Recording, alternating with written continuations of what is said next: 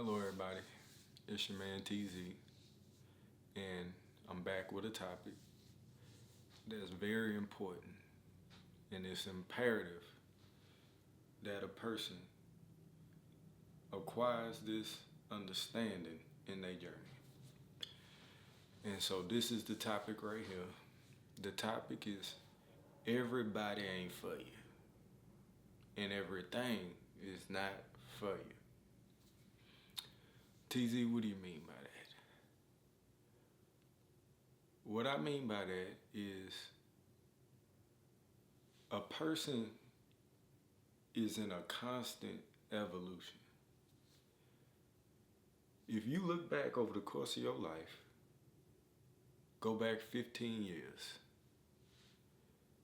think about all the things 15 years ago that you valued, that you thought was important, the things that dominated your thoughts 15 years ago. A lot of the time, for most people, those things 15 years later are not as important, don't even matter or exist to us anymore, or we realize that we were dumb or ignorant for even caring about those things in the first place, whether those things are people or whether those things are concepts, ideas, or hobbies. You know, people are constantly going through an evolution, which means that people are constantly moving from one place to another in their understanding. People are constantly moving from one place to another in their location physically. Where somebody was 15 years ago may not be where they are right now mentally. Where they were 15 years ago may not be where they are right now spiritually. Who they were with 15 years ago may not be who they are with currently. And so, one of the toughest challenges, I would say, for young people in particular, and for new followers of Christ, and for just people in general, is understanding that everybody cannot go with you to where you trying to go, and everybody is not for you.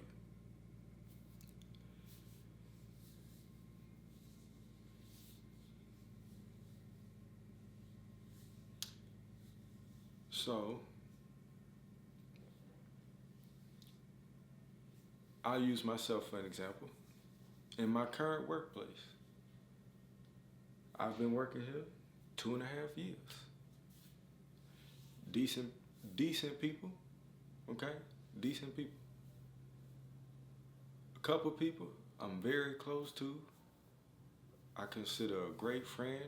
People that when it's time for me to move on from what I'm currently doing, I'll keep in contact with them at least once every year or so, or once every couple months. Shoot them a text, see how they doing. They'll probably shoot me a text and see how I'm doing. Give me a call or something, right? Why am I close to that person? Because maybe we share similar values. Maybe we think alike. Maybe we have the same interests. Maybe we serve the same God. Whatever the case may be. But for reasons like that, I may be close to this person. So that's a person that can come with me to where I'm trying to go, because we are currently of a like mind. And then at my workplace, I got people that I have nothing in common with, never got close to, will never get close to. I'm not their cup of tea. They may think that some of the things that I do are weird. They may not understand why I am how I am and why I do what I do. And that's fine with me, because everybody ain't for me. See what I'm saying? And I don't like the stuff that they do, probably. Maybe we don't have the same interests. Maybe we don't have the same idea of fun. You know? I don't drink. I don't smoke. I'm a very straightforward guy. I tend to be more serious. I could play around a little bit, but only so much because I take this thing called life very seriously. And some people, they may have a tendency to want to play more than my liking. Maybe they play more than they work. Maybe their idea of fun is getting as drunk as they can and getting into as much foolishness as they possibly can. For me, I'm allergic to that. That does not sound like a good time for me. So I'm naturally going to be more distant in my relationship with that individual. I'm not for them in this current state that they're in. And I would be a fool to try to take them where I'm trying to go. Because a man needs a destination. A man needs a target to shoot for. So if I'm locked in on this destination, and the destination requires for me to,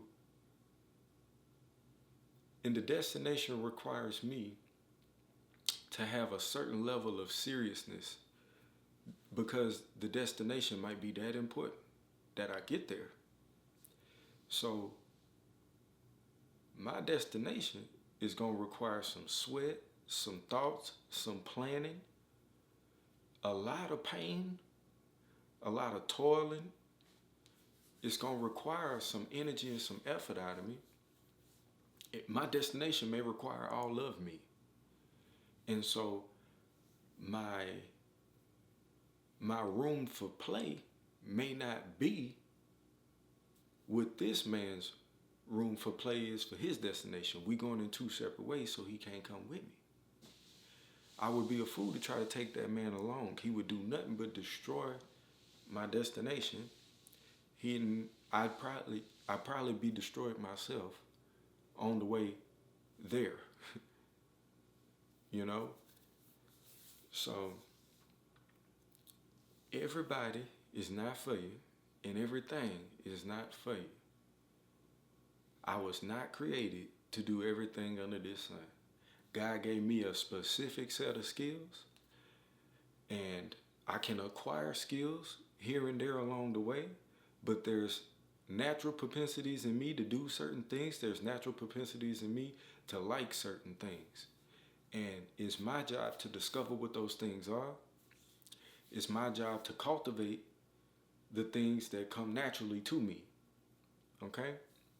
And if some other man or woman is a detriment to the cultivation of these skills and these talents and these ideas and the destinations that God has given me, then I can't have them. I can't have them. It's about time we take life seriously.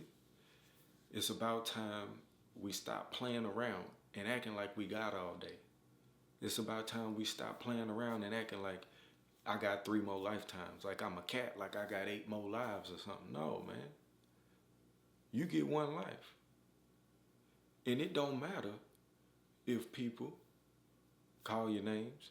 It don't matter if people are snickering, snarling, if they talking trash behind your back. Because at the end of the day, them people not qualified to go where God got you to go anyway. So what does it matter? Everybody is not for you. So you gotta guard your peace. You gotta guard your heart. You gotta guard your mind. Because one thing I know about people is that most people, by default, have a tendency to be negative. You don't believe me? Go anywhere and test it. Walk in 5 gas stations and 80%, 4 out of 5 cashiers are going to be lifeless because maybe they hate their job, okay? They might be rude and short with you. You walk up to some people, they won't even tell you hello. Most people are negative and they consumed by the things that's going on in their own world. Okay? And every now and again, you meet somebody that may be nice, they trying to be present in the moment, they being courteous to you. But most people are negative. So if I know that most people are negative, if most people are not able to go where I'm trying to go, then I have to be very selective with my peace. I have to be very selective with my time. I have to be very selective to who has access to me. And that's what a determined man looks like. That's what a man on purpose looks like. He's selective. He does not have 250 friends. Can't do it. Can't do it. I got one, I got two, I got three tops at any given time. Confidants, people that you trust, people that you confide in. Because everybody ain't for you. And the less people taken from your attention, the less people distracting you, then the easier it is for you to discern who's of a good spirit, who's of a bad spirit. Who can I allow to be close to me? Who can I allow to be in my space? You see what I'm saying? Because your space is precious. Most people that are negative, they hate to see somebody come near them with some life in them. They hate to see somebody with a little fire in their heart for life, with a little zeal for life. Guess what they try to do? Because they're miserable, because they hate their life, because they're not happy with their life, and they're not willing to put the work in to change anything, they'll sit up and complain to you all day. And they got a huge list of everything that's wrong, right? But they unwilling to put in the work to change anything.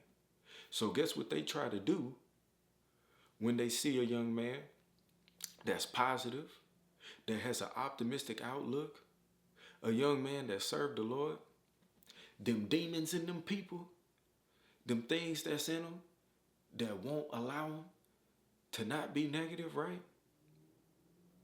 They try to kill the fire of the man that's positive and optimistic. They try to put him down. You see what I'm saying? So don't allow yourself to be put down. I encourage everybody that's watching this video, evaluate everybody in your life. Who's for you? Who could be of good service to your life?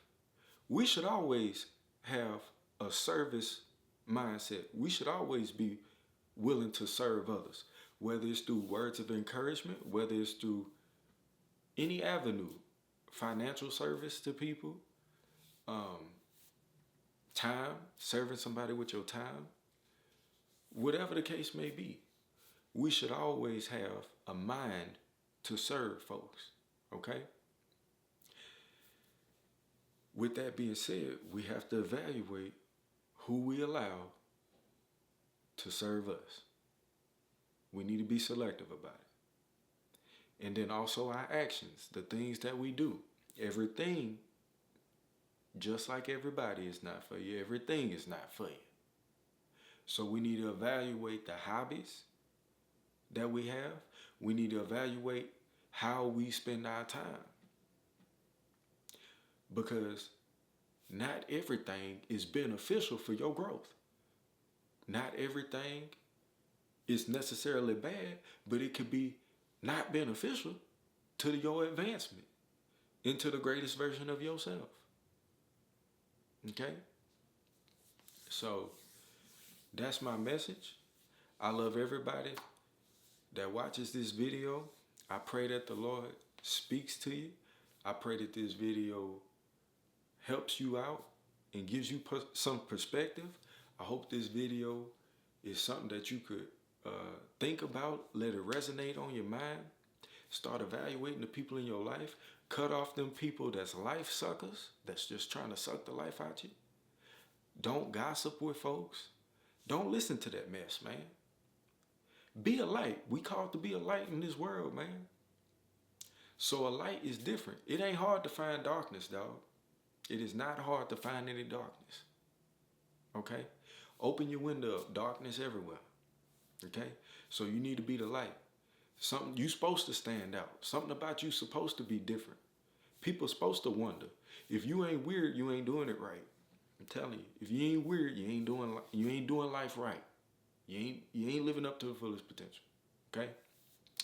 So I love y'all. God bless y'all.